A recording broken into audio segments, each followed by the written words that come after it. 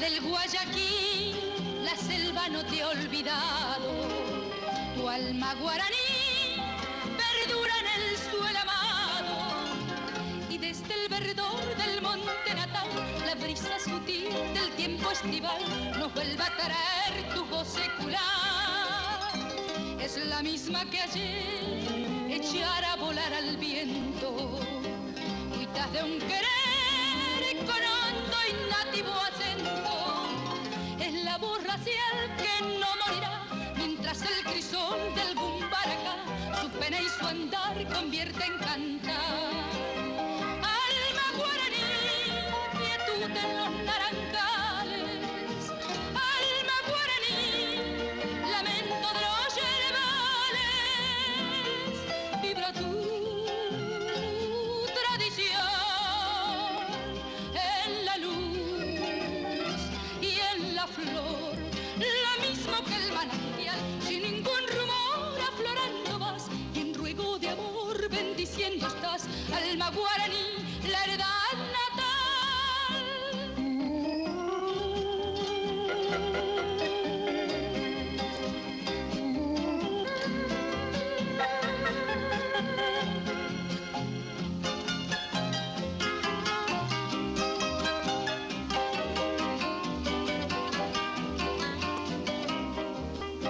Alma guaraní, quietud en los naranjales. Alma guaraní, lamento de los yerbales. Vibra tu tradición en la luz y en la flor, lo mismo que el manantial, sin ningún rumor aflorando vas, y en ruego de amor bendiciendo estás, alma guaraní. La heredad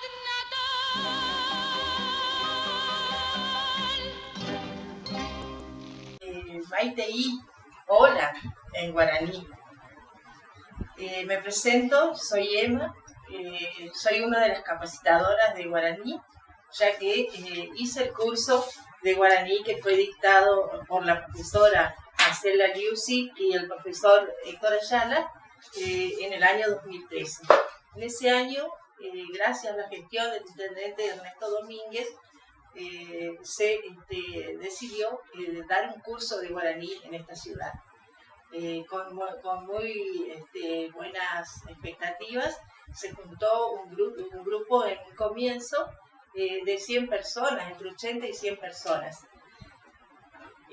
Por supuesto que con el correr de los meses ese grupo se fue achicando, pero de cualquier manera éramos un número bastante importante. Y realmente fue un curso muy prometedor, muy lindo, aprendimos muchas cosas y luego de 3 años continuó el grupo, siguió con el profesor Ayala y con la venida en forma esporádica de la profesora Marcela Liuzzi. Olvidé decir que este curso de guaraní se hizo gracias a la extensión del Instituto Coimbotá de Ituzaingó, provincia de Corrientes. Bueno, después de 3 años más se suspendió, no se continuó con el curso de guaraní debido al cambio de gestión, y es hasta el día de hoy que realmente nos sentimos como huérfanos, ¿no? Ante la falta de presencia de nuestros profesores y de continuar con este curso. Hecha esta presentación, voy a hacer un pequeño resumen de la presencia de nuestros pueblos originarios en América. Bueno, mi nombre es Gisela y acá, como decían mis compañeras, hablar de la cultura guaraní implica bastante tiempo, así que nosotros tratamos de compactar lo que pudimos y seguramente muchas fechas y nombres y datos se van a escapar en bloques de trabajo. Primeramente, en el primer bloque, junto con mis compañeras, vamos a explicar un poquito cómo fue la llegada de los guaraníes antes de las expediciones. Queremos aclarar también que muchas veces nuestro léxico está, digamos, adaptado a lo que nos enseñaron muchas veces en la escuela o nuestros padres o anteriormente, como por ejemplo el decir indígenas, porque Cristóbal Colón creía que llegó a las Indias y así se refería a los primeros habitantes, los nativos. O también muchas veces dice que descubrieron América, por ejemplo, que también se ve mucho en los libros de historia. Y realmente nosotros consideramos, y creo que todos estamos de acuerdo, que más que nada no descubrieron nada, porque acá como que ya los guaraníes tenían una cultura, tenían un sistema económico, tenían su propio estilo de vida, tenían sus dioses, y como decía el escritor Eduardo Galeano, ellos lo único que hicieron con estas invasiones es descubrir que vivían en América, que descubrían que el estar desnudo era un pecado, descubrían que tenían que adorar a otro dios, que no sea el sol o la luna, por ejemplo, descubrían que los quemaban vivos por cosas que ellos creían que estaban bien, o sea que lo que intentaban realmente era invadir su cultura y modificarla, básicamente. Más adelante veremos que como no sucede esto, comienza el exterminio, ¿no? Así que bueno, en este primer bloque de trabajo vamos a hablar un poquito de eso, de antes de lo que fue la llegada de las expediciones de los españoles, europeos en general, a nuestras tierras, América, de cómo vivían, de cómo era su sistema social, ¿no? Continuando con el hilo que hacía Gisela, antes que nada tenemos que ver y pensar desde cuánto, desde antes de la llegada de los españoles, cuánto tiempo hacía que existían estos pueblos en América. Con respecto a eso hay distintas visiones, ¿no es cierto?, de distintos antropólogos. Muchos consideran que hacía 12.000 años, otros 5.000 y 3.000 años de subsistencia en estas tierras de América. Por lo tanto, nuestras tribus originarias estaban totalmente adaptadas a este medio. Y en cuanto a su situación geográfica, ellos se encontraban en América del Sur, en la parte de Argentina hoy, hasta el sur de Buenos Aires, hasta el río Salado, toda la zona del litoral, el norte argentino, el sur de Brasil, como así también Bolivia, Guyanas y hasta llegar al Ecuador. Con respecto a su cultura, es mucho lo que podemos decir en cuanto a la cultura de estos pueblos originarios de los guaraníes. Porque si bien es cierto que ellos no nos han dejado, no nos han legado una cultura material con grandes arquitecturas, grandes monumentos, sin embargo nos han dejado una cultura rica, riquísima en cuanto a su lengua, ya que todo lo transmitían, sus leyendas, su cultura, su arte, su religión a través de la lengua. Una de sus características más importantes era que conocían a fondo su hábitat, el hábitat donde vivían, ¿cierto? Es así que podían determinar y sacar, ¿no es cierto?, de la tierra donde vivían, tanto de los ríos, de los lagos, de los montes, todo lo que necesitaban para su supervivencia. Eran especialistas en conocer todo tipo de plantas y animales, de clasificarlos. Es así que los especialistas en ciencias naturales se han beneficiado muchísimo, ¿no es cierto?, con estos estudios, estas características que les habían dejado estos guaraníes.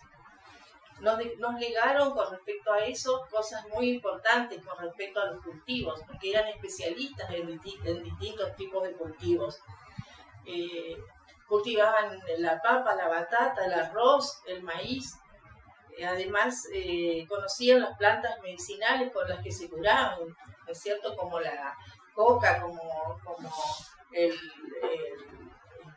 las quinoas.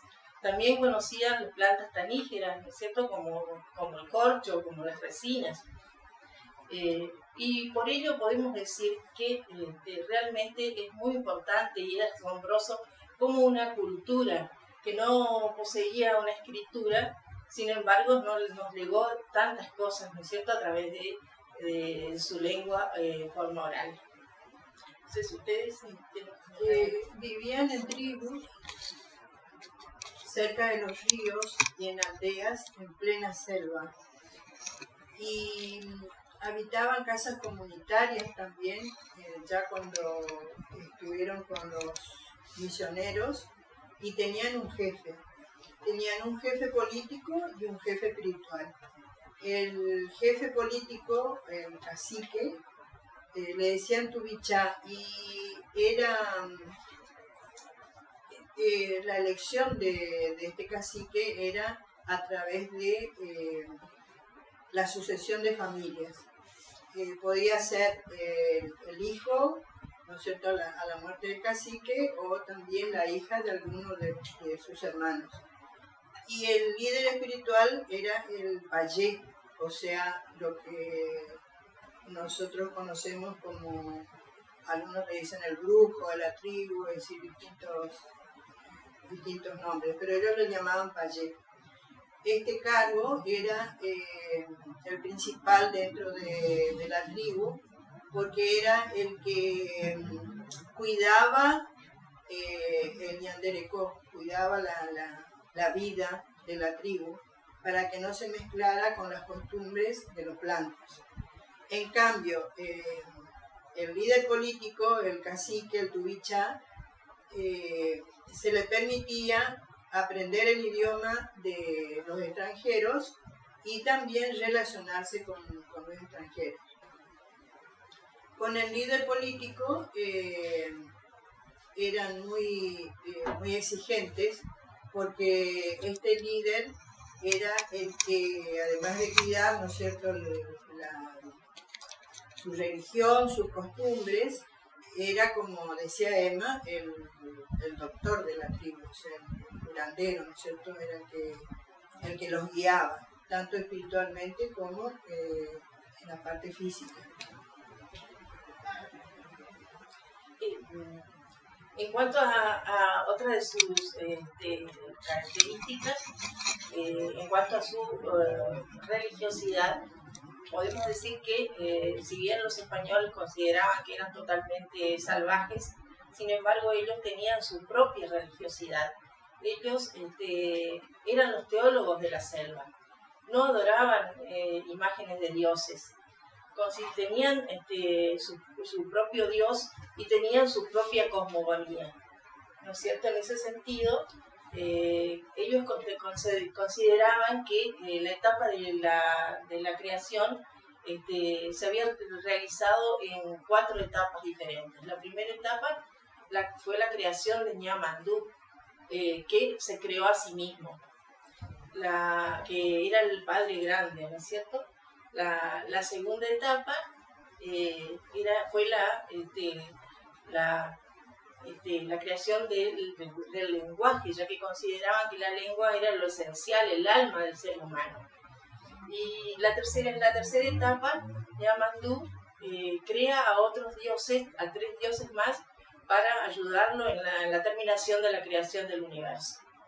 Esos dioses eran Caraí, el dueño de las llamas y de la llama del fuego solar, Yacairá, que era la diosa de las tinieblas, de la bruma y del humo de la pipa de los chamanes, y Tupá, que era el dueño de las aguas, del trueno y de la lluvia. Cuando se crea el universo, consideraban que se había formado y creado la primera tierra sin mal. Consideraban que esa tierra era una tierra sin mal. Allí vivían dioses con los hombres, todos sin límite de tiempo. No tenían un límite de tiempo. Cuando ocurre eso, el Ñamandú se retira a las tinieblas. Pero ocurre que con la mala acción de los hombres, esta tierra desaparece luego de un diluvio. Entonces aparece la segunda tierra, donde allí sí, ya el hombre ya no es inmortal, sino que es mortal y tiene que vivir ya como un ser mortal y atenerse a todas las consecuencias de su mal. Pero, sin embargo, luchando para que después de la muerte llegue su inmortalidad. Y por eso siguen buscando la tierra hacia el mar. Nos falta decir también que ellos convivían pacíficamente, a pesar de que eran guerreros, pero cuando eran atacados por otras tribus, o también más adelante veremos por los españoles y los bandeirantes, tenían la costumbre, eran caníbales, y tenían la costumbre de comerse al líder del adversario, pero no con la mentalidad que tenemos nosotros de canibalismo, sino que ellos pensaban que comiéndoselo adquirían el poder de ese otro jefe adversario. Eran seminómades, y acá tenemos muchos conceptos equivocados, porque siempre se dijo, muchas veces se dice que eran borrachos, que son vagos, que no quedan en ningún lado, pero sabemos que eran seminómades porque ellos siempre buscaban de cuidar la tierra. Ahí donde cultivaban, ¿no es cierto?, dejaban que la tierra descanse y buscaban otros lugares, siempre a orillas de los ríos, que era la tierra más fértil. Las mujeres sembraban, como dijo Emma, zapallo, maíz, y los hombres cazaban, pero recolectaban frutos y pescaban. Pero yo también leí que ya desde entonces vienen ignorando a las mujeres, que las mujeres cuando iban a pescar también iban ellas. Los hombres pescaban con su lanza y las mujeres se metían en el río y pescaban con sus manos. Así que trabajaban a la par de los hombres. En cuanto a la vestimenta, sabemos que vivían desnudos, y para nosotros, para los españoles, eso era pecaminoso. Claro, era algo que se veía mal. De modo que en esa época, antes que ellos lleguen, los hombres vestían con plumas, ¿no es cierto?, y más aún para sus ceremonias. Luego empezaron a usar taparrabos, y las mujeres una blusa. Una especie de tanga en un comienzo, y luego ya una camisa de algodón más o menos hasta las rodillas. Que se llama tipo I.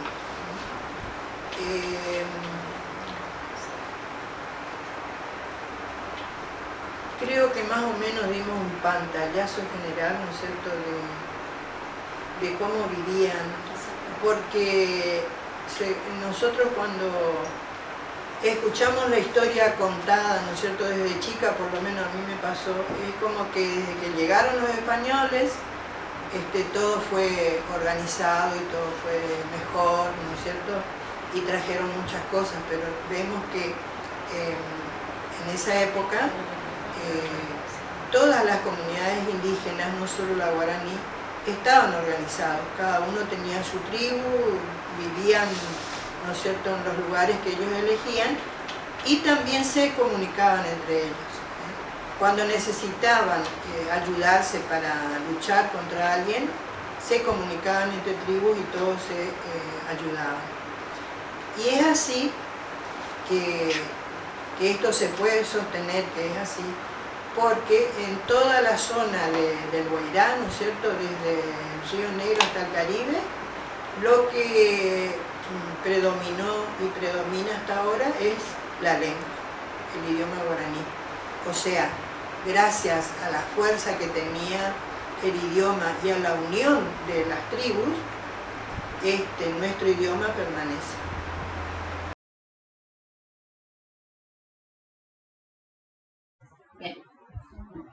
Continuando con la línea de tiempo, a partir del siglo XV y XVI, llegan los primeros invasores a nuestras tierras de América.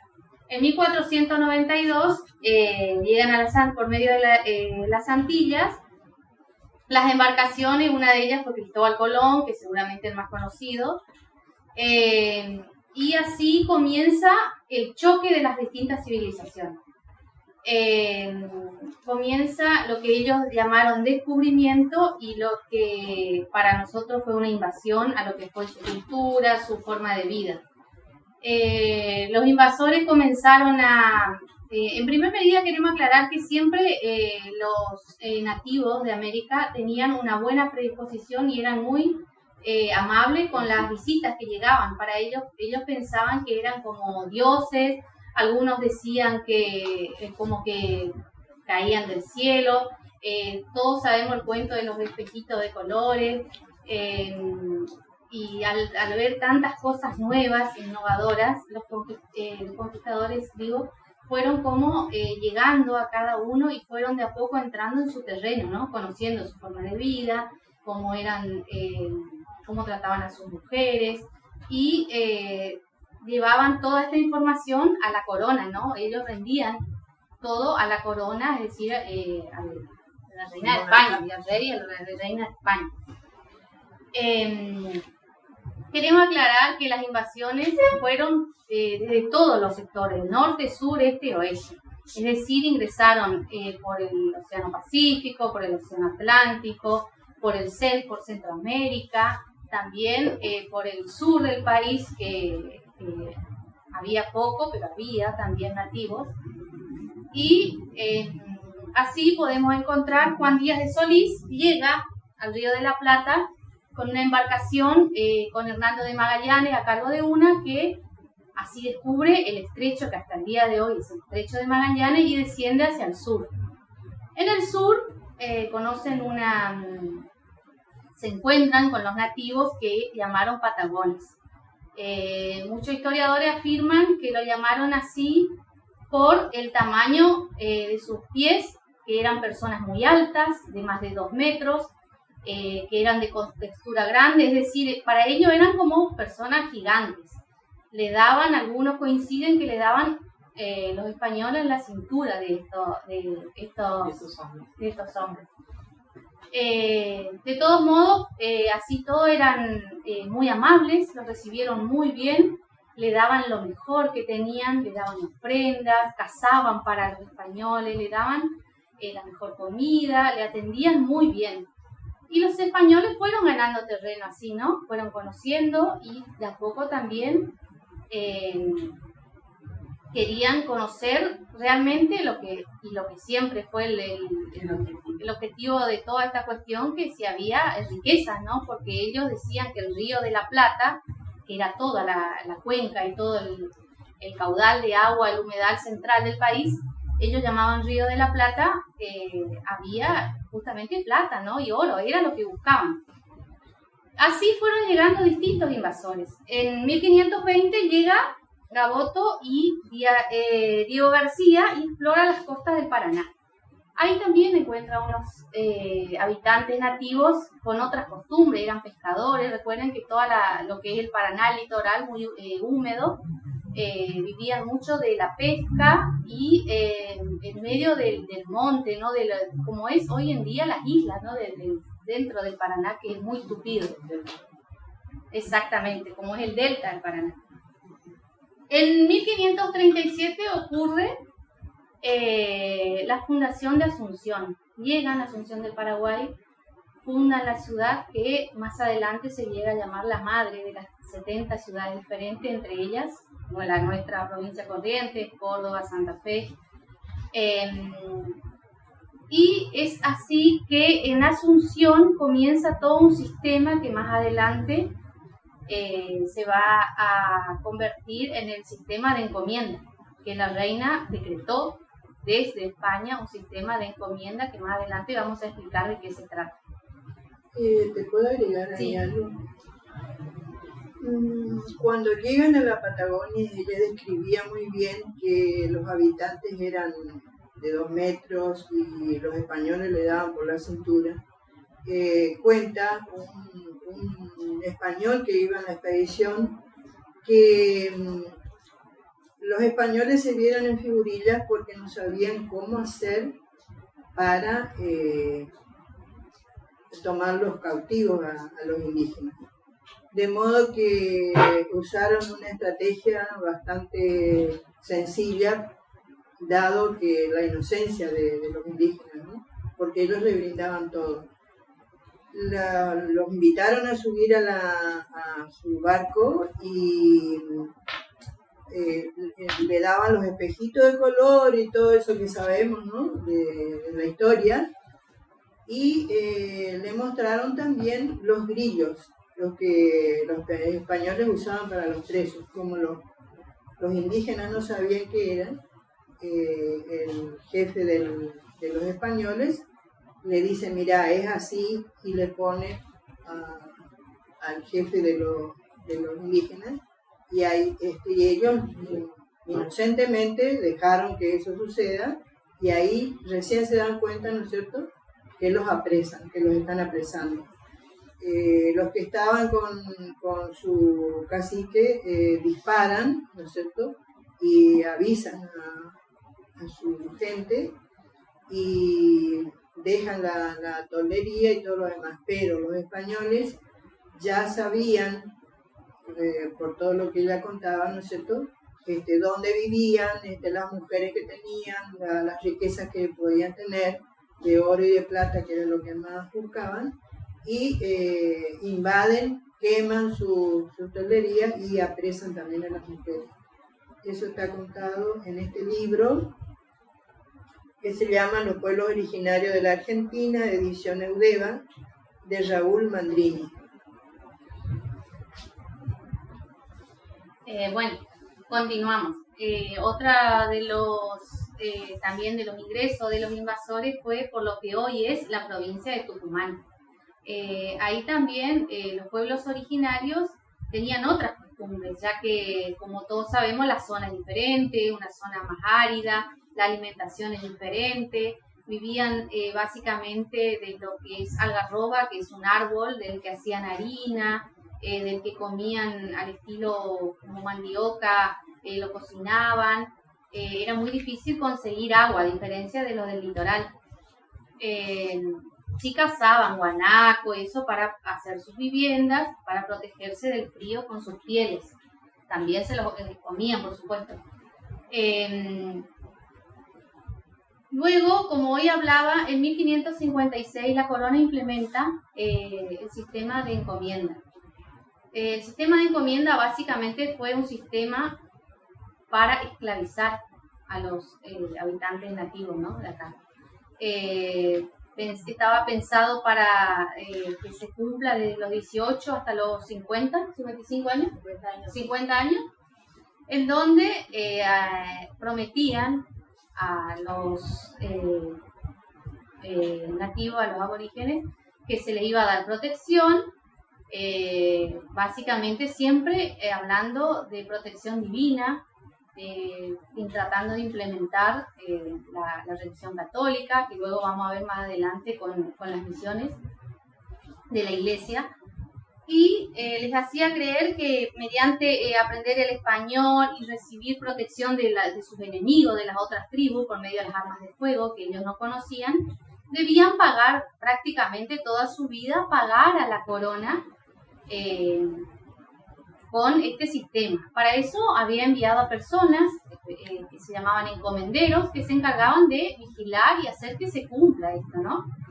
Y así fue como que siempre era como que lo estaban endeudando. Cuando llegaban a pagar el precio que le ponía la corona, se volvían a endeudar y básicamente toda su vida estaban endeudados, y la mayoría moría, por supuesto, a una edad temprana por el tipo de vida que llevaban, por el trabajo pesado más que nada, ¿no? Pero también tenemos que agregar que muchas tribus no se plegaron a esto, no se dejaron esclavizar. Se rebelaban. Claro, se rebelaron y se fueron a vivir a la selva. Y bueno, uno de esas tribus es la que conocemos como Guaycurú. Por eso está tan dicho dentro de nosotros cuando hay un chico terrible, rebelde, que Guaycurú ¿no? Viene de ahí. Y es como digamos, un desprecio, lo mismo que A decir lo que- indios, claro, ¿no? lo que le quieren imponer, Todo lo que exacto. nos metieron los españoles, ¿no es cierto? Y todos los que siguieron con este tipo de ideas. Exacto, así como estaban los guaycurúes, que eran los que se escaparon a este sistema de encomienda, también estaban otras tribus, como son las llamadas los carios, que fueron los que ayudaron básicamente a los españoles a, digamos, a conquistar, digamos, al resto de las tribus, ya que ellos tenían un sistema de vida muy similar a los españoles, eran monógamos, creían idolatraban no al dios católico, pero sí no tenían muchos dioses como las demás tribus, compartían muchas similitudes, así que para los españoles no fue difícil, digamos, entrar en ello para luego abarcar. Eso básicamente ocurrió por las entradas del norte, ¿no? Bueno, más adelante, luego de ya comenzarse a implementar este sistema de encomienda, también siguieron las invasiones, ¿no? Otra de ellas es por la cordillera. No fue nada fácil para los conquistadores, ya que, como sabemos, la cordillera es un extenso Claro. piedras, Montañoso, montañas muy y difícil. frío y demás, pero han llegado por la cordillera. O sea Claro. que han Sí, llegado por ahí. por el océano, pasaron Chile y han atravesado la cordillera. Y también, por supuesto, encontraron pueblos primitivos con sus costumbres muy propias. Había pueblos que vivían en la cordillera. Ellos tenían un sistema de hábitat que hacían cuevas para protegerse del frío y solamente salían durante el día, donde estaba más cálido el clima, y durante la noche y gran parte, así todos pasaban mucho frío porque no había tampoco muchos animales como para sacarle sus pieles y demás. Pero vivían así. O sea, digamos, fue digamos que uno de los más difíciles para los españoles, ya que no se adaptaban al clima, ¿no? Ellos vivían de todos modos.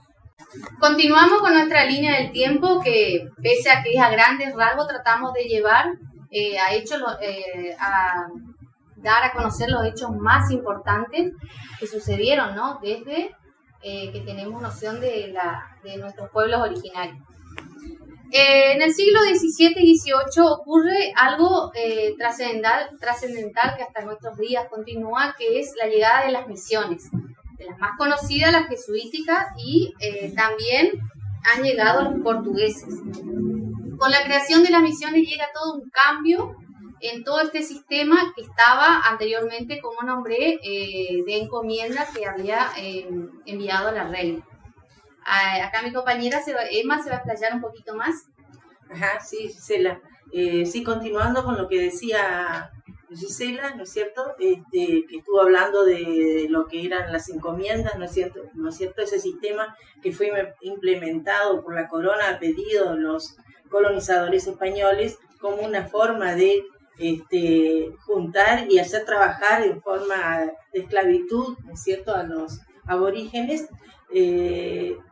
Este sistema hace que, por supuesto, lleven adelante una vida terrible de esclavitud y no solamente han vivido eso, sino que además sufrieron la invasión y el ataque de los bandeirantes, que eran tropas armadas, ¿no es cierto?, de portugueses, con la finalidad de apresarlos y llevarlos a trabajar en los cultivos de azúcar en el Brasil. Así que indudablemente vivían situaciones sumamente difíciles, ¿no? Esta situación va cambiando de a poco, sobre todo a partir del comienzo del siglo XVII, comienzo de 1600, cuando llegan los jesuitas a América. La orden de las misiones jesuíticas, que fue creada por Ignacio de Loyola, que si bien en un comienzo esta orden se dedicó a crear centros de educación en los grandes centros muy importantes de educación, ¿no es cierto?, en las principales ciudades, como Buenos Aires, Córdoba, Rosario, luego pensaron en la posibilidad de agrupar de alguna forma a los pueblos originarios. Es así como piden la autorización a los monarcas de la fundación de estas misiones o reducciones, con la finalidad, en cierta manera, de tenerlos cerca y también poder un poco dominarlos, ¿no? En cierta forma. Es así que se van fundando más o menos en poco tiempo 30 pueblos o reducciones. Allí la tierra era utilizada en forma comunitaria, se llevaban adelante un montón de actividades, ¿no es cierto? Trabajaban, no solamente trabajaban la tierra, además tenían su propia imprenta, fabricaban distintas cosas, hasta la fabricación de armas, y todo lo que sobraba, que no utilizaban en forma comunitaria, se vendía o se trataba con las otras comunidades o incluso con los españoles. Sin embargo, esta situación también llega a su fin, ya que en 1767 la corona expulsa a esta orden jesuítica. Y la consecuencia de ello es que la mayoría de los indígenas que estaban en esas misiones o reducciones tratan de volver a la selva.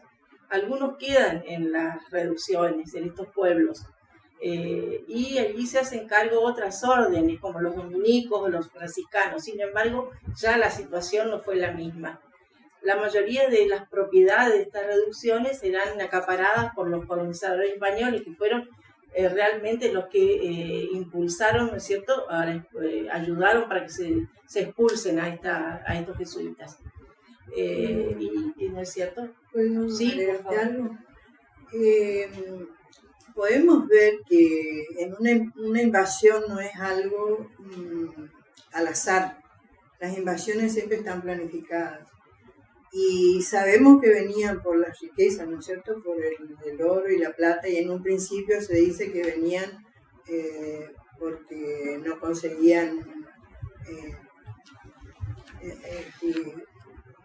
las cosas que usaban para la comida y para, ¿no es cierto?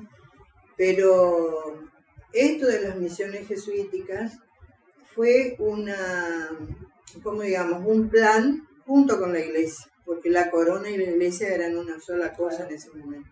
Entonces, como habían muchas quejas de que los expedicionarios abusaban, esclavizaban, para mitigar eso, de alguna manera, claro, mandan a los misioneros jesuitas. Como dijo Emma, los jesuitas estaban fundados por Ignacio de Loyola. Ignacio de Loyola era un militar que luego deja, ¿no es cierto?, sale de la milicia y se convierte al cristianismo. Entonces funda a los jesuitas. Y con una formación muy estricta. Los jesuitas hasta el día de hoy estudian muchos años, estudian teología, estudian política, también saben de la parte militar, ¿no es cierto? Distintas disciplinas, tienen una formación muy sólida. Sabemos ahora, ¿no es cierto?, por ejemplo, cómo nuestro Papa actual sabe manejar muy bien todas las situaciones que van pasando en el mundo, y no es casual, tiene una buena preparación. En ese momento aportaron mucho a los indígenas que, aceptaron ponerse vivir en una especie de comunidad junto con los misioneros. Tal así que en cada misión había hasta 3.000, 4.000, difieren el número, de nativos y solamente 2 misioneros. Así que ahí podemos ver cómo ellos sabían dominar la situación. Cuando llegan los banderantes, son los misioneros los que tenían preparado el ejército de nativos que lucharon en la batalla del Cerro Bororé contra los bandeirantes y los vencieron. ¿Por qué? Porque los misioneros jesuitas habían formado un ejército, inclusive les habían enseñado a manejar armas. Así que fue una gran batalla donde ahí ganaron los nativos.